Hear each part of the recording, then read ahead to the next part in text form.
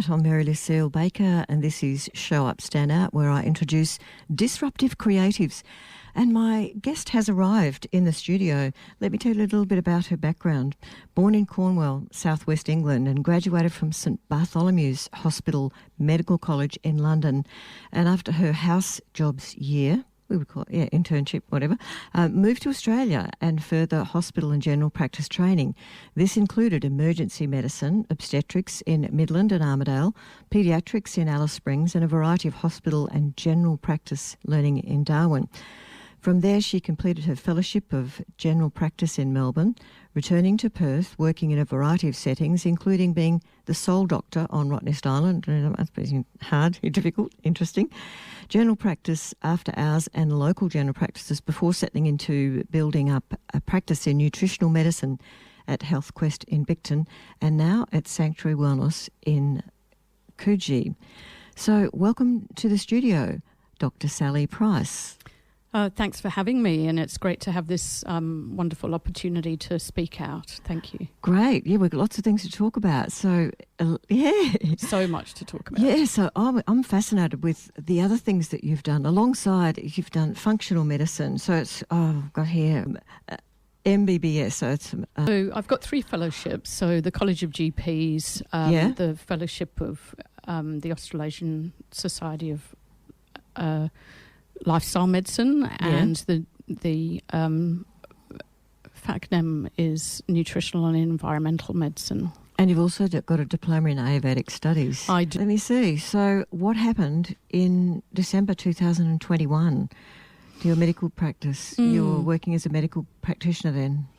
Yeah, so, I guess if we backtrack a little bit, then I guess we're going to give a bit of the backstory. So, obviously, with everything that happened in March 2020 when we had 2 weeks to flatten the curve, and then that sort of continued. But what happened in March 2021 was where AHPRA put out this position statement, where AHPRA, which is the regulatory body of doctors and all health professionals in Australia. Yeah. And this position statement that they put out said that doctors basically can't speak about any other science than government science. Oh, so that's a bit of censorship. And so it was censorship, essentially. And as we know, like any thinking person knows, that science basically expands and evolves with questioning. So we all know that we question science and then we evolve the science and we adapt when new evidence comes to light. And so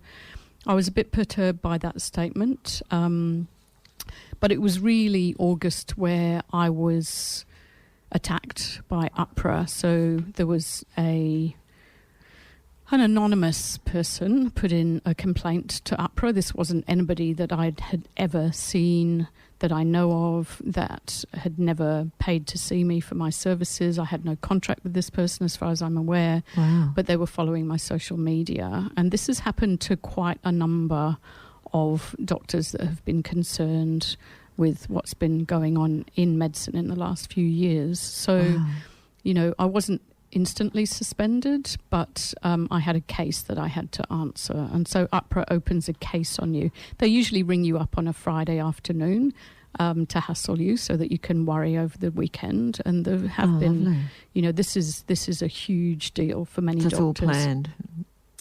Well, they seem to act in a certain way, let's put it that way. So that is a very major stress for any doctor, for any health professional when they get persecuted by AHPRA. And many doctors, it's been proven, there have been many royal commissions into AHPRA in its very short lifetime, which have shown that many doctors are driven to suicide by AHPRA persecution. Wow. So it's a big deal, is what I'm saying. Yeah. Well, when you first mentioned earlier that you were only allowed to talk about the government narrative, the government's whatever they put out, that's communism. Well, it's certainly tyranny, isn't it? And I mean, to be a scientist and to be a doctor and to have dedicated my entire life to helping people and having a completely pristine registration record at this point with no complaints, nothing on it at all.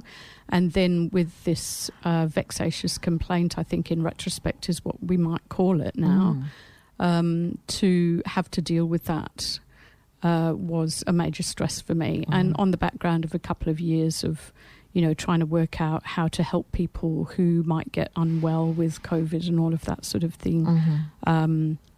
This was, a major blow for me. And so professionally, I couldn't just give up and stop working while I dealt with that. And professionally, my integrity is very important to me. That's one of my core values.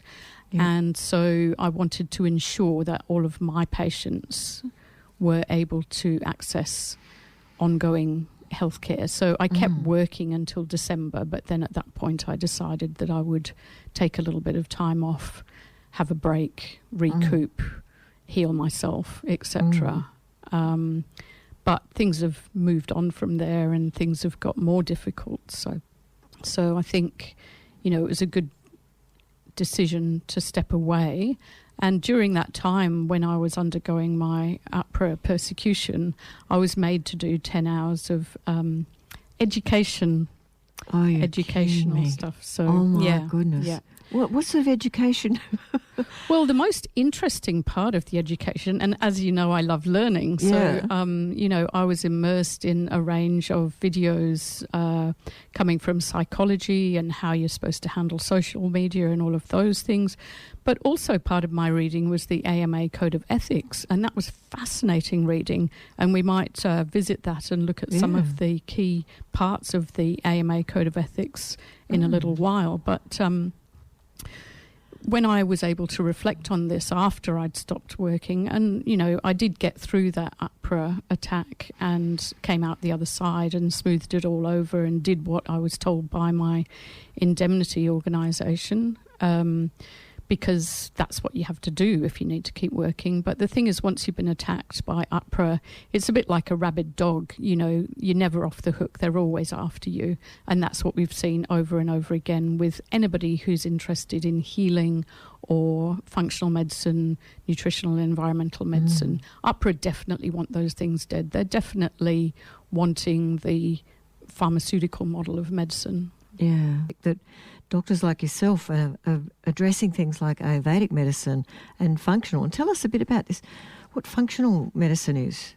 Yeah, so there's a few different things that all have areas in common. Functional medicine is basically where we're looking for the cause of somebody's illness and then assisting them back to health, essentially. So we're looking for the cause and then we're addressing that, and by doing that we're helping them back to health. So it's about healing. It's about finding what went wrong. And this goes through everything. It can be mindset, it can be environmental concerns. We know there's a lot of mold problems these days.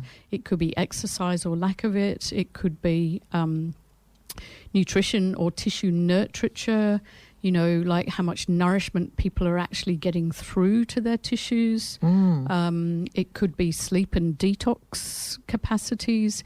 It could be, their attitude to life. And we know that obviously you would understand that emotional toxicity often underlies a lot of health problems that people have. So we need to look at the whole person, and unfortunately medicine has skewed itself along the way of going towards this checklist medicine where basically you have a list of symptoms and then that's called a named disease, and then that gets matched up with a pharmaceutical thing that you take, like a pill for every ill. So as we know, when we're looking holistically, people's healing comes from recognition of where there's discomfort, and they address that, and they feel discomfort and they look into that, and then they learn from that.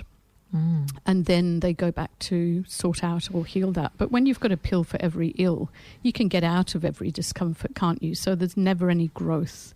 There's never any human growth in that system. And so really functional medicine is getting back to original medicine, Hippocratic, the art and the science, understanding the whole person. It's the person with the disease, not the disease the person has. And that's back to Hippocrates again. Wow.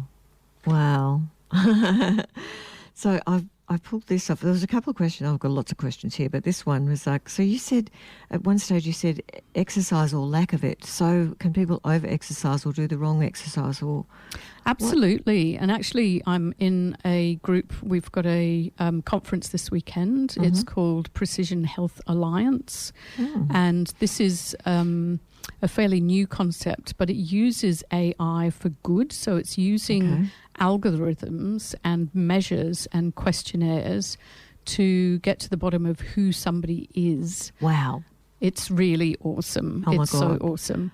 And then by knowing who they are, we have the algorithm to tell them, what time of day is best for their exercise, what kind of exercise. Are you a slow burn? Are you a sprinter?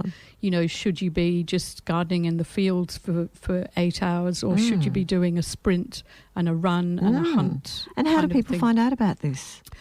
Well, that's a whole other thing. We can leave some links on your site, I suppose, for people later. But they can look up Precision Health Alliance. Precision Health Alliance. Yep. Oh, great. Wow, yeah. So yes, so the answer to your question is yes. If you've got people getting up at 5 a.m. and running on a treadmill when they naturally should exercise in the afternoon between 2 and 3 and be doing something completely different to that. And this is where it's very exciting, this way ahead, where we can actually apply these new technologies into people's lives. The better people understand themselves, the better they can heal. Because in the past, I've always wondered about that. I always relate everything to myself. Well, we all do. Yeah. And it was only ever the elite athletes that had access to that sort of information. Olympic athletes, and they work out, they film how they run, they film what muscles they're using, what they're not using, all that sort of thing. So it's great that the everyday person gets access to whatever you're talking about with artificial intelligence helping you with algorithms and things. Now, this was another question. So this is many things that we don't give a second thought to, that we take that can actually affect the gut microbiome. And there are 5 key things to avoid, take out. They destroy the microbiome. And I wonder what they are. Alcohol. Surprise, surprise. Chlorine in tap water. So get a filter or stand your water in a clean glass and jug for the chlorine. Yeah, so the chlorine actually does dissipate overnight. So if people are drinking tap water, they can at least do that. So, not everybody's got the money to do a whole filtration system, but, we know that it's important to have safe water, which, chlorination is part of that cleansing process. So we do need to clean the stuff out of the water, but then by just having it in a glass jug overnight, that allows that chlorine to off-gas and get out of the water. So at least if you're doing that, you're not getting big doses of chlorine killing the bugs in your microbiome constantly. And a third one is pesticides, herbicides and chemicals that are sprayed on fresh foods. Yeah, so organic. If organic's too expensive, at least soak your fruit and veggies. Yeah, reduce the surface chemical. Yeah, I soak mine in if I get something that's not, even with organics, because, people have been touching them. Still soak them with a bit of water and vinegar. What is there anything else that you would do if you had like all these chemicals on all the food? Well, I think there are special washes nowadays. Okay. So yeah, I think the vinegar is vinegar and water, just giving it a bit of a rinse and all of that.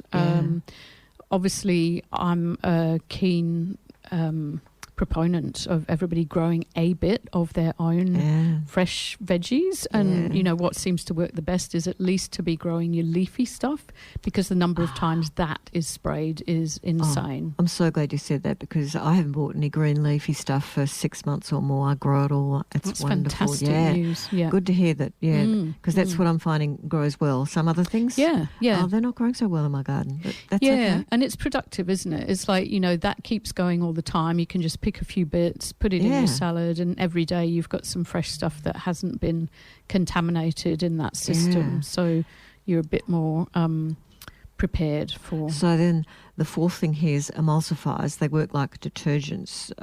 Wiping out your microbiome. Sadly, often in ice cream. Read the label. It's tragic, isn't it? Do they identify as emulsifiers? I think with a lot of the contaminants in processed food, there's lots of different names for things. And so, as we know with MSG, it got relabeled and it's got so many different names now because people cracked on to the fact that MSG wasn't healthy for them. It's still 621, wasn't that? I think it's 621, yeah. But, you know, they also call it things like yeast extract or natural this, natural that. So, yeah, so there's a whole range of different names for that kind of stuff, which we want to avoid. Clearly, it's very easy to make your own ice cream with fresh cream and fruit and all of that kind of thing. There's lots of ways of doing that these days, but it's just an extra warning, sadly, that unfortunately these emulsifiers are really decimating the gut microbiome, and we really need to rescue the gut microbiome because it is on a global scale dwindling from all of these effects. And do you think that a lot of diseases actually come from the gut? People don't absorb their nutrients? Yeah, I mean, you know, back to Hippocrates, it's the seat of health or disease, and it's really such an important basis for, you know, if you look after it and you feed it well, it's like a whole organ system. It's going to look after you. So you feed it, it feeds you. You know, and diversity is the key there. So diversity on the inside is created by diversity of all the fruits and vegetables and natural things that you choose from the outside. So we want that huge variety. I think typically my friends in the industry are all talking about 42 different foods, different plant foods 42. A week. Yeah, so 42, as we know, is the answer to life, the universe and everything. So yes, that fascinates me too, because it's almost like going back to, I love avocado, because you really love to have some avocado once. So you have avocado 3 times a day. And it's like, hello, that was then. This is now. My body wants something different. But we have this emotional attachment to avocado, so we just keep eating it. It's like, I guess people have had Weet-Bix in the morning when they were a child, so they want to keep having Weet-Bix, but they might be allergic to the wheat, or it's affecting. You know, we just do it subconsciously.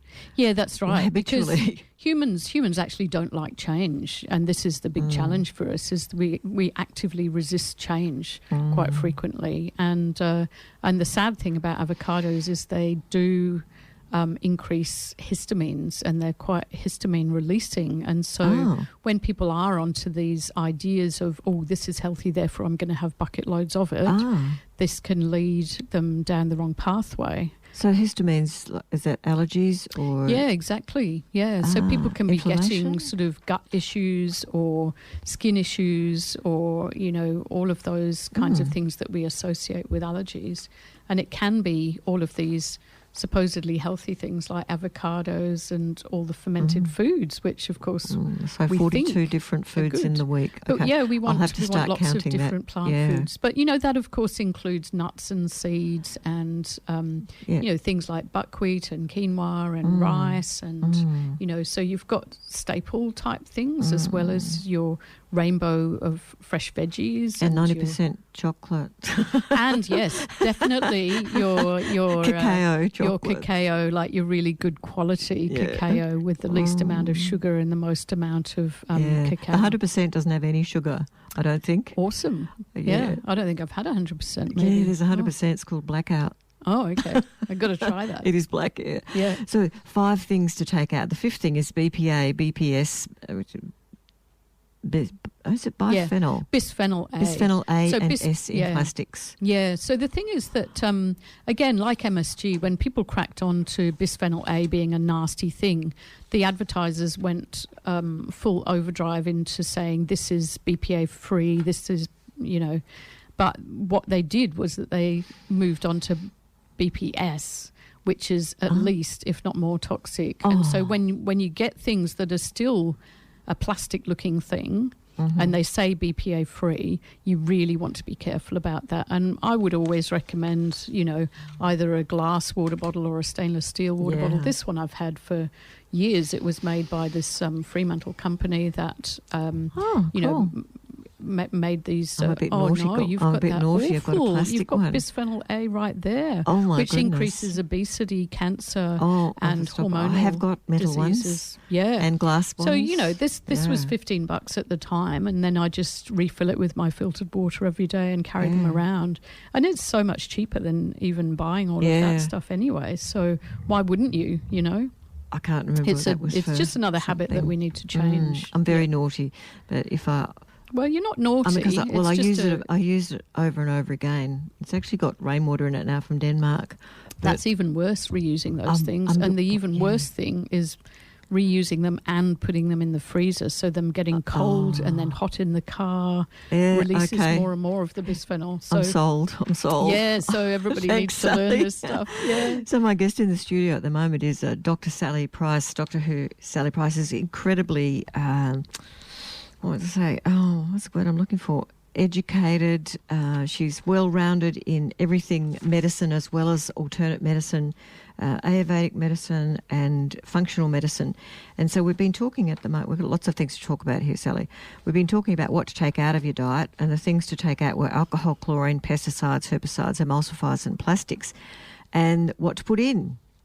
So what to put in, build up slowly, soaked overnight oats, soaked overnight chia seeds and nuts and walnuts and macadamia, kiwi fruit, strawberries, raspberries, passion fruit, rhubarb, and all these yummy veggies, carrots, parsnips, pumpkin, green beans, and rice, brown rice, sorghum, millet, quinoa, buckwheat, yum, yum.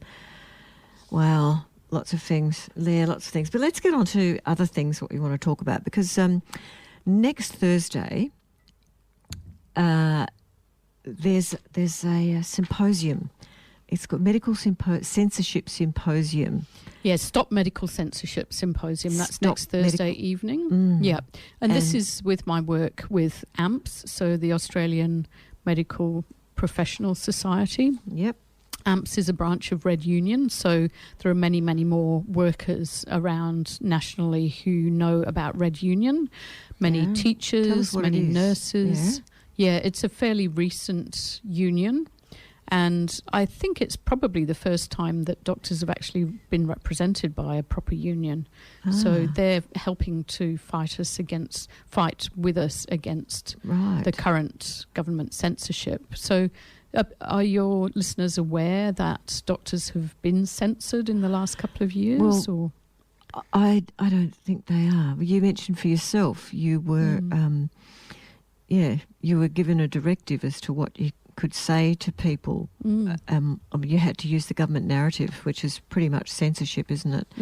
And I have this flyer in front of me has got Dr. Joe Kosterick, Professor Augusto Zimmerman, Dr. Monique O'Connor, Dr. Stas Vaishnavic, and the Honourable Dr. Brian Walker, as well as Ben Falconer, on this symposium. So this is all happening next Thursday evening, and I think you told me that the tickets are running out fast. There's not many. Yeah, I think there's 12 left. I think there's only 12 left at the moment. Yeah, but we do also have on the Friday night, so the next day, we've actually got at the Irish Club, we've got a fundraising disco. So I guess we're sort of, we're really grateful that so many people are keen to hear what we have to say at the Stop Medical Censorship Symposium and to be supporting that. Of course, AMPS will chop up those talks so that they will be available, just like on the AMPS website. We've got their previous symposiums, their medico-legal symposium and their reclaim medicine symposium. And that's all on the AMPS site. Yeah. So that's Red Union. No, that's a different one I'm looking at. So it's Australian Medical Professional Society. Yes, .com.au, is it? I've got here. I'm hoping so. Red Union. I've got here amps.redunion.com.au/stop medical censorship. So that's the one that's on next Thursday. And then on Friday, they can go to, here's the Facebook page. A Christmas party at the Irish Club. Yes, so if people want tickets for that, so because of the censorship discount, if they use the referral word today 25, if they use that. Oh, okay. That was sent to me on an email from. Okay, cool. Yeah. I think that the $25 discount is for joining AMPS, actually, because we really want to gain You're quite right. way more membership into AMPS. We want any doctor who's been at all concerned in the last few years of the way medicine is headed. We want as many of those doctors into AMPS and to join AMPS. And yes, today they can get that discount. And if they nurses as well? And is it just doctors? So AMPS is doctors, but Red Union does represent nurses and teachers and construction workers and a whole range of other workers as well. So is AMPS... is a subsection of Red Union. Is part of the intention of that to run parallel to the AMA? The AMA hasn't necessarily represented every voice in the last couple of years, and so I think it provides an alternate, and it's really the only union for doctors that's speaking out on these censorship issues, which are really affecting all of us, and that's going to be very detrimental to professional care. So people are not going to get their medical doctor giving them their opinion anymore if the Queensland law, which is what we're talking about, if that gets through to every other state, which it very easily can, and we need to really stop this from happening because that's a major threat. It's probably the biggest threat that medicine's ever had. So tell us what's that again. Some people may not know. So that position statement that APRA put out on March 2021, basically that has then been lifted and put into the national law governing doctors, and it started in the state of Queensland, so they've already shoved that through in Queensland telling to censor doctors. It's censorship on doctors. They can't give They can't give any advice. They can't give any opinion unless it is government sanctioned. So this inserts the government directly between the doctor and the patient in that profoundly special doctor-patient relationship. And so, people, I think, really don't realise how huge this shift is. So the AMA, when that first came, wasn't the AMA where every doctor used to belong to, and that was the registration? And no, the AMA has always been voluntary, and the AMA has been more skewed towards specialists, so it tends to represent specialists more than GPs, for example. So, and there's only about, 32% of doctors are in that, is that right? Or? I'm not sure what's happening these days. That figure came out somewhere. I think doctors are leaving medicine in droves, as well as leaving some of these memberships that don't really represent what they're thinking anymore. My guest in the studio is Dr. Sally Price, who is Dr. Sarah Sally Price. So, Sally, how come you went from Sarah to Sally? Is Sally a shortening for Sarah? I didn't know that. That's all it is, yeah. So my parents just put Sarah on my birth certificates and all of that stuff, but I've always been called Sally. So it's one of those confusing things, given that both names have 5 letters. So really Dr. Sally Price, she's a well-respected and experienced West Australian GP and functional medicine doctor. She's worked in acute area settings in WA, Darwin, Alice Springs, a GP, and after hours in Murdoch. She's also held the role as an island doctor on Rottnest. I'd like to go there for a little second too. Can we just talk about what the experience was like being on Rottnest Island?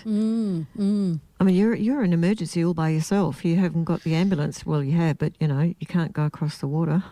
Yeah. So we had to get the RFDS in from time to time for the seriously sick people. Yeah. And, of course, being over the summer, there were a couple of snake bites that we had to airlift out and that kind of thing. Yeah, there were a few scary things. I actually, it was the first time I'd put in a chest drain for a pneumothorax when I was over there. Oh, my goodness. And, it was kind of like, knit your own thing from the books kind of thing. So, of course, I'd already done the early management of severe trauma workshops in preparation to go to Rotto. And so we'd done all the practice of those kinds of things. So how did they get a pneumothorax?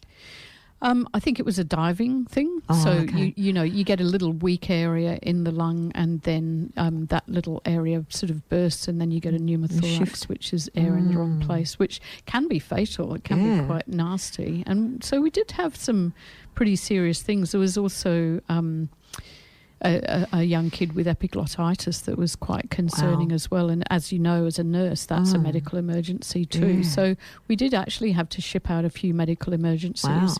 Wow. I mean, I enjoyed the time over there, but at the same time, you know, I always had to be within 15 minutes of the nursing station. So it wasn't exactly relaxing for me like everybody else's. You couldn't have a drink or anything? No, of course not. No, it was everybody else's holiday on the island, and I was the one kind of like 24/7 on tenterhooks, really. Yes. And then, of course, we had the school leavers thing. Oh, my God. You were there for that as well. Yes, I was. I don't know why I signed up for all of this. So did you get lots of kids that came, you had to give them glucose drips, or you just let them have their hangovers? It was just a battleground. It was an absolute battleground in the nursing station. There were just people everywhere. And, you know, like, because...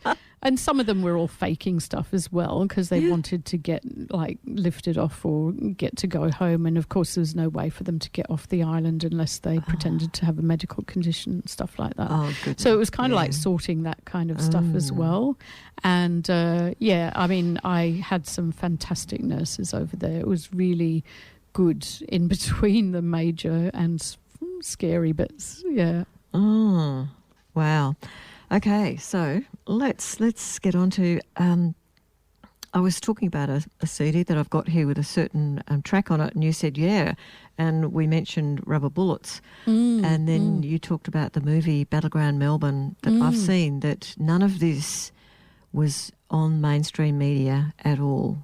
There's so much that's censored, isn't there? There's so much that's not on mainstream media, and so this is where, you know, those of us that really understand what's underpinning and what's going on are in this cognitive dissonance 24/7. And that's quite strenuous for people to be knowledgeable about what's going on and at the same time, you know, trying to live in this sort of normal world in a sense. But there's so many people that don't even understand and they haven't seen Battleground Melbourne. They haven't read The Real Dr. Fauci. They haven't seen the 2 episodes of The Real Dr. Fauci movie, which is available as well.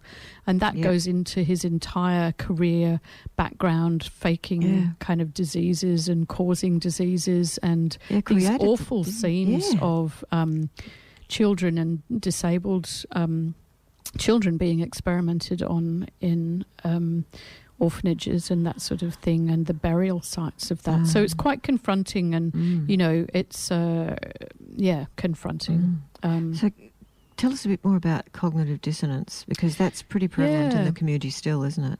Yeah, so cognitive dissonance is where you think something, you're going along on one line and you understand something, but then something challenges you, and you have to kind of grasp both of those things and then decide, you know, what you think the truth is, I guess, essentially. And cognitive dissonance can be quite a challenge for humans because, like we were saying before, we don't really want our background thoughts challenged, and we do need to adapt to that change.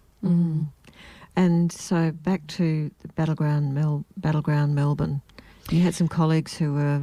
Yeah, so, I mean, luckily, like one of the really great things about this whole scenario is that I've been in touch with other doctors who feel the same way nationally and are concerned about every way that medicine is deteriorating lately, like, you know, informed consent and compassion and kindness and, you know, putting patients first and doing no harm, all of these basic principles of medicine going out the window, and how everything is going with that. And, you know, being in touch with them, we find out what's happening in each state, of course.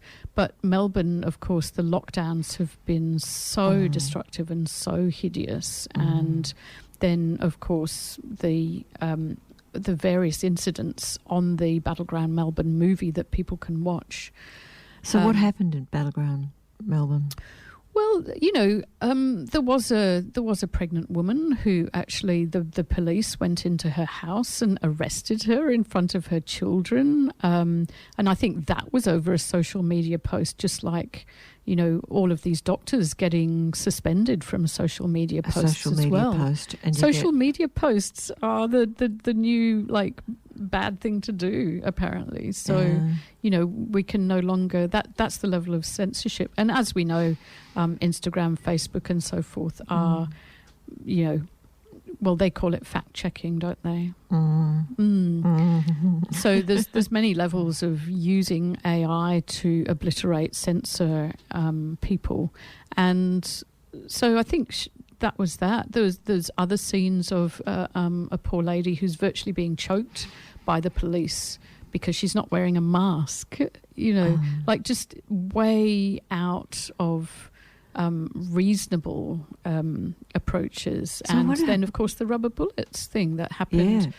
People demonstrating peacefully. They were all demonstrating peacefully. They were just there to expose what's going on. And they got shot with they were in riot bullets. gear. It's I saw it. Riot gear. Riot gear, and they were shooting people. Yeah, and and that's where the cognitive dissonance is people just blundering along with, the mainstream media, the newspapers, listening to what they're told, consistent messages, safe and effective, and then this is really what happened, but you nobody ever saw it on mainstream media. And then when you are confronted with it, that really is affecting for people, and they need to kind of readjust their but they don't want to know. They don't want to see it. They don't, like, nobody wants to know. Nobody wants to think that their government are out to get them, do they? No. Like, that's not really what you want to think. No, gosh. So coming up Thursday, the 17th of November, book in personal. So you can book. Because I remember saying to you, I'll get one at the door. And it's like, oh, no, there's only 12 tickets left. Yeah, so the symposium is had a lot of interest, and the sales finish on Wednesday for the Thursday symposium. Obviously we'll have a wait list for tickets. There may be people that can't make it that might return tickets, that sort of a thing.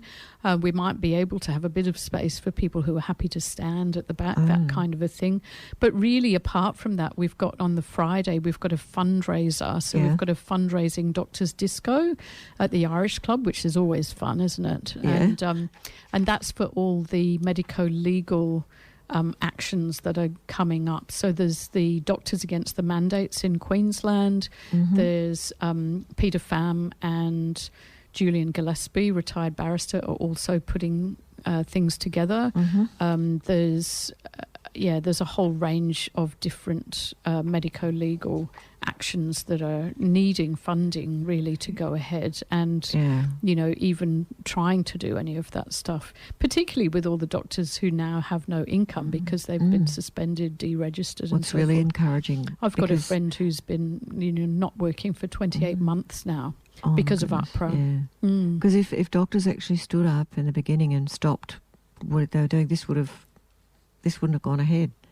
People say that, but like, how do you, when doctors have got like 10 to 100 times the messages, and they're very busy, and they're being told that they're saving the world by, what the government wants them to do. And then, the ones that think there's something not quite right, even if they can't work out what it is, can't access the materials that will help them to understand what's going on if there's so much censorship. And if the doctors who are speaking up, like, myself and all the people in AMPS, all the brave doctors in AMPS who are now speaking at all the rallies in Melbourne, but, they're also getting attacked by APRA. So, you face your life being decimated, and you face, being a pariah in your family, in your friends. We're not doing this for ourselves, obviously. It's not great for us to have no income, no job, no purpose in life. I found good purpose with AMPS, I suppose, but, that's not a paid job. So I'm still no income after 10 months, and there's many doctors in the same scenario. So we can't last out forever. And there's nobody jumping up and down and fundraising for us because doctors are pretty hated at the moment, I think. But we're the good ones. We're the ones who are trying to actually save people, and we're the ones who've written the exemptions for people appropriately. We're the ones who have, discussed and provided informed consent. We're the ones who've attempted to do no harm. So some people have been deregistered because they've sent out because they offered exemptions to people who were ill and couldn't take the poison. Yeah, because if you put your name on an exemption, a Targi comes to get you and sends letters to you and attacks you for that. So we've got the trilogy, haven't we? We've got APRA telling you off if you do social media stuff. You've got a Targi telling you off if you do any exemptions. And you've got the TGA banning you from using any, wonderful drugs that have won Nobel Prizes and suddenly off the menu. So, you really... And this is another reason why I just can't see myself going back to medicine, because there's no integrity in it, and integrity is really important to me. And if I can't do no harm, provide informed consent, provide personalised medicine, medicine's dead to me. So what's filling up all the hospitals at the moment? Well, it's interesting, isn't it? Because I remember our Premier in WA being interviewed about that when that started, like some time ago, where we hadn't even had any chance of any COVID in the state. And there's a video of him speaking about that, and he puts it down to COVID, but we hadn't, because we were sealed off, weren't we? We were like a Tupperware box. We were completely hermetically sealed from the outside world for 2 years. And so, the jabs had started, but people weren't coming down with COVID at that time. But the hospitals were still full. The hospitals were really overrun, weren't they? Yeah. And also, the hospitals have not been properly there's obviously been some very poor planning in terms of the needs, the requirements, and we've had, the tragedy of Aishwarya's death because of a very understaffed paediatric emergency department at that time, and it's very horrible, isn't it? So Stop Medical Censorship Symposium next week, and then this fantastic disco on the Friday. It's going to be light, it's going to be fun, there's going to be music. Do you know who's playing? I think we've just got a disco, so I think we just got tracks. So, maybe cool. We'll choose some of the ones that you've got. Things. Yeah, I don't know. More planning's gone into the symposium, to be honest. But, come and party with us, come and have fun. I think we all deserve a good bit of fun at this time of year. Let off steam for a good cause, and let's see what we can do to get these medico-legal cases happening. So, Dr. Sally Price, how can people contact you if they want to? Have you got a website? You have, don't you? I do have a website. Obviously, I'm not practicing at the moment, but people can. One of the key things, if people want to help me in any shape or form, is that they can go on functionalmedicinewellbeing.com.au. Is it? No, it's not .au, I don't think. But we can give that to you. But basically, there's a useful course that people can do called Biome Basics. I think it's a couple of $100, something like that, that if they want to do that, they can learn about their gut microbiome. Yep. It's just a series of videos of me talking and then support materials. If they don't have that kind of money, there is a cookbook that I created, which has just got some microbiome feeding recipes. So it's just some ideas. We all need cookery ideas, don't we? So, that gives you some of the really key things. And, of course, it includes chocolate. So, Oh, good. Yeah. But only buy the cacao chocolate now. I check the labels. No, it's making your own. It's making your own raw cacao chocolate. Yeah. And I'm just looking at this at the moment. The AMPS supports the primary the primary function of doctor-patient relationship, with the government bureaucrats being removed from the surgery room. Making it easy for doctors to speak out publicly. Doctors are currently gagged by APRA. The removal of APRA from monitoring doctors on social media and voicing their medical opinions. Resisting government coercion. The ability to speak out about refugee health without fear of deregistration. Yeah, so doctors were threatened when they were speaking out for the voiceless refugees when, that was all happening. resisting government mandates, resisting government agencies running roughshod over doctors in what they can prescribe and recommend. And AMPS remains fully committed to defending your right to treat patients as you see fit and respects the enormous amount of medical training undergone to achieve this right. APRA and government must be drastically limited in this space. So that's what AMPS supports. AMPS is the Australian Medical Professional Society.